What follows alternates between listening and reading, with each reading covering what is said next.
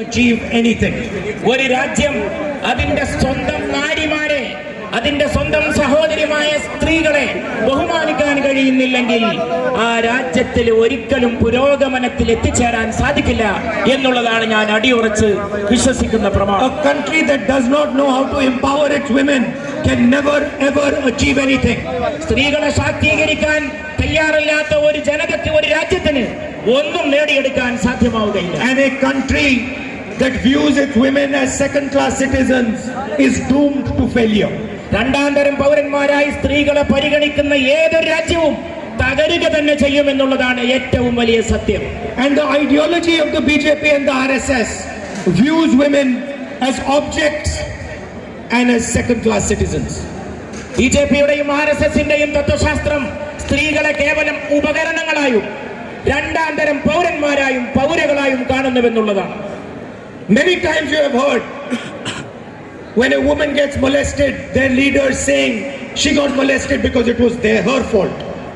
നിങ്ങൾ പലപ്പോഴും കേട്ട് കാണും, ഈ രാജ്യത്ത് എവിടെയെങ്കിലും ഒരു സഹോദരി അപമാനിക്കപ്പെടുന്നുവെങ്കിൽ ചില നേതാക്കന്മാർ വിളിച്ചു പറയുകയാണ്, അവൾ അവളുടെ കുറ്റം കൊണ്ടാണ് അവഹേളിക്കപ്പെട്ടത്, അപമാനിക്കപ്പെട്ടത് എന്ന്. And we have possibly the best example of how the BJP RSS treats women in this country. ഈ രാജ്യത്ത് ബിജെപിയും RSSും സ്ത്രീകളെ എങ്ങനെ പരിഗണിക്കുന്നുവെന്നതിന്റെ ഏറ്റവും നല്ല ഉദാഹരണങ്ങൾ നമ്മുടെ മുമ്പിലൂടെ കടന്നുപോയിട്ടുണ്ട്. The most disgusting, the most shameful example, ഏറ്റവും നിരാശാജനകവും ഏറ്റവും ലജ്ജാകരവുമായിട്ടുള്ള ഉദാഹരണമാണ്.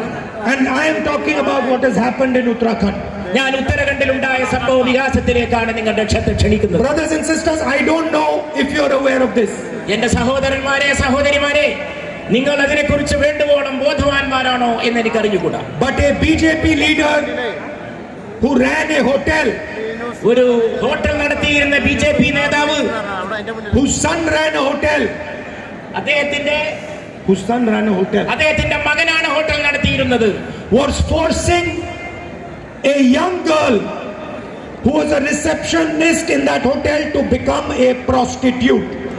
താൻ നടത്തിയിരുന്ന ഹോട്ടലിലെ റിസപ്ഷനായിട്ട് ജോലി ചെയ്തിരുന്ന പെൺകുട്ടിയെ ഒരു അഭിസാരികയാകാനാണ് ആ നേതാവിന്റെ മകനും നേതാവും നിർബന്ധിച്ചു. Imagine this. ഒന്ന് സങ്കല്പിച്ചു നോക്കൂ ഇതിന്റെ അവസ്ഥ. A leader of the BJP owns a hotel. His son is forcing a woman to become a prostitute. ഒന്ന് ആലോചിച്ചു നോക്കൂ, ഒന്ന് സങ്കല്പിച്ചു നോക്കൂ.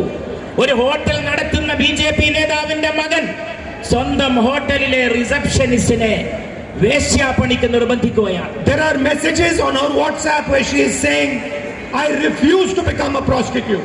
ഞാനൊരു വ്യഭിചാരിണിയാകാൻ വിസമ്മതിക്കുന്നുവെന്ന് തുറന്നു പറയുന്ന ആ സഹോദരിയുടെ സന്ദേശങ്ങൾ സാമൂഹിക മാധ്യമങ്ങളിൽ ലഭ്യമാണ്. They are offering her 10,000-15,000 rupees to become a prostitute. അവിടെ 10,000 15,000 അല്ലെങ്കിൽ ഇത്രയെങ്കിലും സംഖ്യ കൊടുത്തുകൊണ്ട് അവർ അഭിസാരികയുടെ ജോലിക്ക് വേണ്ടി നിർബന്ധിക്കുന്ന സാഹചര്യം. And brothers and sisters, when this sister of ours refused to become a prostitute, she was found dead in a lake. അങ്ങനെ സ്വയം അഭിസാരികയാകാൻ തയ്യാറായില്ല എന്ന ഒറ്റ കാരണത്തിന്റെ പേരിൽ അതിന് വിസമ്മതിച്ച സഹോദരിയുടെ മൃതദേഹമാണ് പിന്നീട് അവിടെ കാണുവാൻ. When she refused to become a prostitute, she was found dead in a lake. അഭിസാരികയാകാൻ വിസമ്മതിച്ച പെൺകുട്ടിയുടെ മൃതദേഹം ഒരു തടാകത്തിൽ കാണപ്പെടുകയാണ്. That is the way the BJP treats the women of India. അങ്ങനെയാണ് ബിജെപി രാജ്യത്തെ സഹോദരിമാരോട് പെരുമാറുന്നത്. And who took action? ആരാണ് അവരെ പിടിക്കേണ്ടത്? Who took action on the people who did this? ഈ കുറ്റകൃത്യങ്ങൾ ചെയ്യുന്നവരെ ആരാണ് പിടികൂടേണ്ടത്? The people themselves was first to take action. ജനങ്ങൾ തന്നെയാണ് ഇത്തരം കാര്യങ്ങൾക്കെതിരെ ആദ്യമായിട്ട് നടപടിയെടുക്കേണ്ടത്. And what did the chief minister of the state do?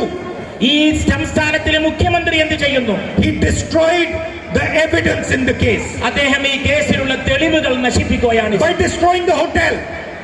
അദ്ദേഹം ആ ഹോട്ടലിലുണ്ടായിരുന്ന തെളിവുകൾ നശിപ്പിച്ചു. So that nobody could ever find out what happened. കാരണം അവിടെ നടന്ന സംഭവ വികാസങ്ങൾ എന്തെന്ന് ആർക്കും മനസ്സിലാക്കാൻ ഒരു തെളിവും ബാക്കിയില്ലാത്ത വിധം അതിനെ. This, brothers and sisters, is the ideology of the BJP. ഇതാണ് പ്രിയപ്പെട്ട സഹോദരന്മാരെ, സഹോദരിമാരെ, ബിജെപിയുടെ തത്വശാസ്ത്രം. Women are second class citizens for them.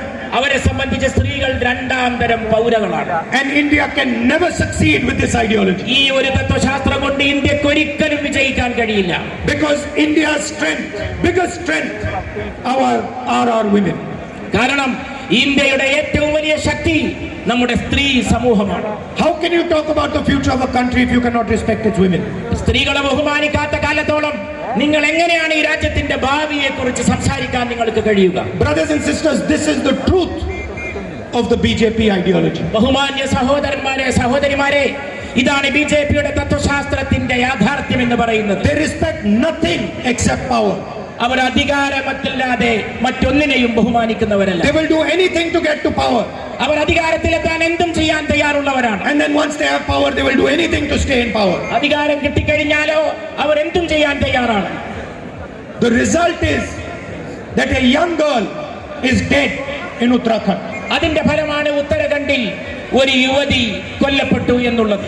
The only reason she's dead is because she refused to become a prostitute. അതിന്റെ ഒരേ ഒരു കാരണം സ്വയം അഭിസാരികയാകാൻ അവൾ വിസമ്മതിച്ചു എന്നുള്ളത് മാത്രമാണ്. And I feel that we need to send a message to the BJP. നാം ഇവർക്കൊരു നല്ല സന്ദേശം നൽകേണ്ടതുണ്ടെന്ന് ഞാൻ വിശ്വസിക്കുന്നു. So at the end of this speech, I would like the crowd to stand in silence for 1 minute in memory of that girl and what she suffered. അതുകൊണ്ട് ഇവിടെ എത്തിച്ചേർന്നിട്ടുള്ള ഈ ജനക്കൂട്ടത്തിലെ എന്റെ എല്ലാ സഹോദരന്മാരും എന്റെ ഈ സംസാരത്തിന്റെ അവസാനത്തിൽ അതിന്റെ ഉപസംഹാര വേളയിൽ ആ സഹോദരിയോടുള്ള ആദര സൂചകമായി അനുശോചന സൂചകമായി ഒരു നിമിഷം എഴുന്നേറ്റ് നിന്ന് മൗനം ആചരിക്കണം എന്ന് ഞാൻ To send a message to them that we are not going to allow you to treat the women of India in this manner. ഇന്ത്യയിലെ സഹോദരിമാരെ, നിങ്ങൾ ഇങ്ങനെ കൈകാര്യം ചെയ്യുന്നതിനെ ഞങ്ങൾ ഒരിക്കലും അംഗീകരിക്കുകയില്ല എന്ന് ഉച്ചൈസ്തരം പ്രഖ്യാപിക്കുന്നതിന് വേണ്ടി. It does not matter how powerful you are, how much money you have. We are not going to allow you to treat the women of India in this way. നിങ്ങൾ എത്ര ശക്തന്മാരാണെങ്കിലും നിങ്ങൾ എത്ര പണക്കാരാണെങ്കിലും നിങ്ങളെ ഈ ദുശ്ചൈതിയെ ഞങ്ങൾ അനുവദിക്കുകയില്ല തന്നെ എന്ന് വിളിച്ചു പറയുന്നതിന് വേണ്ടിയാണ് ഈ മൗനം. I would like to thank all of you for walking with us today. ഞങ്ങളോടൊപ്പം നടന്നതിന് ഞാൻ നിങ്ങൾ എല്ലാവർക്കും നന്ദി പറയുന്നു. Thank you for giving all your support and your energy. നിങ്ങളുടെ മുഴുവൻ പിന്തുണയും ഊർജവും തന്നതിന് നന്ദി. In helping us push the idea of a united India. ഞങ്ങളെ സഹായിച്ചതിന്, ഐക്യ ഭാരതത്തിന്റെ ആശയത്തെ ഉയർത്തിക്കാട്ടിയതിന്. In helping us fight so that youngsters in this country and in this state can get a job and are not going to be unemployed. ഈ നാട്ടിലെ ചെറുപ്പക്കാർക്ക് ജോലി ലഭിക്കണം, അവർ തൊഴിൽ രഹിതരായി തുടരരുത് എന്ന സന്ദേശം ഉയർത്തിപ്പിടിച്ചതിന്. And for helping us fight the immense inequality that this country is facing. അങ്ങേയറ്റത്തെ അതുല്യം, അങ്ങേയറ്റത്തെ അസമത്വം, തുല്യതയില്ലാത്ത അവസ്ഥാവിശേഷം ഈ രാജ്യത്ത് നിലനിൽക്കുമ്പോൾ അതിനെതിരെ പോരാടാനുള്ള ശക്തി നൽകിയതിന് ഞാൻ നിങ്ങൾക്ക് നന്ദി പറയുകയാണ്. We will not accept a country where 4 or 5 people have everything and millions and millions and millions of people have nothing. 4-5 ആളുകൾ മാത്രം എല്ലാം കൈക്കലാക്കുകയും മില്യൺ കണക്കിന് ജനങ്ങൾ ഒന്നുമില്ലാത്തവരായി മാറുകയും ചെയ്യുന്ന ഒരു രാജ്യത്തെ നമ്മൾ ഒരിക്കലും അംഗീകരിക്കാൻ പോകുന്നില്ല. We will not accept a country where the only qualification of the richest people has to be that they are close to the Prime Minister. പ്രധാനമന്ത്രിയെ സമീപിക്കുക എന്ന ഒറ്റ യോഗ്യത മതി ഈ നാട്ടിലെ ഏതൊരു കോടീശ്വരനും എന്തും ചെയ്യാനുള്ള ഒരവസ്ഥാവിശേഷം എന്നുള്ളതിനെയും നാം അംഗീകരിക്കുന്നില്ല. We will not accept a country where the second richest man in the world is Indian and the whole country is facing unemployment. ലോകത്തിലെ രണ്ടാമത്തെ ഏറ്റവും വലിയ സമ്പന്നൻ ഇന്ത്യക്കാരനായിരിക്കെ ഇന്ത്യയിലെ മില്യൺ കണക്കിലെ ജനങ്ങൾ ദരിദ്രരായി തുടരുന്നതിനെ നമ്മൾ ഒരിക്കലും അംഗീകരിക്കാൻ പോകുന്നില്ല. And I'd of course like to conclude by thanking Dangalji and thanking and giving us refuge this afternoon where we stayed. ഞങ്ങൾക്ക് പിന്തുണ നൽകിയതിനും സഹായിച്ചതിനും ഇന്ന് ഉച്ചയ്ക്ക് ശേഷമുള്ള വിശ്രമത്തിന് വേണ്ട സൗകര്യങ്ങൾ ഒരുക്കിയതിനും ബഹുമാനപ്പെട്ട അതോടൊപ്പം തന്നെ അഭിമന്യനായ നേതാവ് സാദിഖ് അലി തങ്ങളെ ഞാനിവിടെ പ്രത്യേകം ഓർക്കുകയും നന്ദി പറയുകയും exemplified the idea of Bharat Jodo, who exemplified the idea of bringing people together. ഈ രാജ്യത്തെ ജനങ്ങളെ ഒന്നിപ്പിച്ചു കൊണ്ടുവരുന്നതിനും ഭാരത് ജോഡോ യാത്ര എന്ന സങ്കല്പത്തെ ആശയത്തെ ഉയർത്തിപ്പിടിക്കുന്നതിനും വേണ്ട ശക്തിയും പിന്തുണയും നൽകിയതിന്റെ പേരിലും ഞാൻ ബഹുമാനപ്പെട്ട തങ്ങളെ പ്രത്യേകം ഇവിടെ A പരാമർശിക്കുകയാണ്. man who advocated communal harmony and brotherhood across all religions. രാജ്യത്ത് അങ്ങോളം ഇങ്ങോളം സാമുദായിക സൗഹൃദവും ഐക്യവും ഉദ്ഘോഷിക്കുന്ന നേതാവാകുന്നു ബഹുമാനപ്പെട്ട തങ്ങൾ. Thank you very much. നിങ്ങൾക്ക് എല്ലാവർക്കും അങ്ങേയറ്റം നന്ദി. Now I would like everybody to stand in silence for 2 minutes for our sister who was brutally murdered in Uttarakhand by the BJP ministers. ഉത്തരാഖണ്ഡിൽ കൊല്ലപ്പെട്ട BJP മന്ത്രിമാരുടെയും പ്രവർത്തനങ്ങളാൽ കൊല്ലപ്പെട്ട സഹോദരിക്ക് വേണ്ടി 2 നിമിഷം മൗനമാചരിക്കണമെന്ന് ഞാൻ വീണ്ടും എൻ്റെ സഹോദരങ്ങളോട് അവസാനമായിട്ട് അഭ്യർത്ഥിക്കുകയാണ്.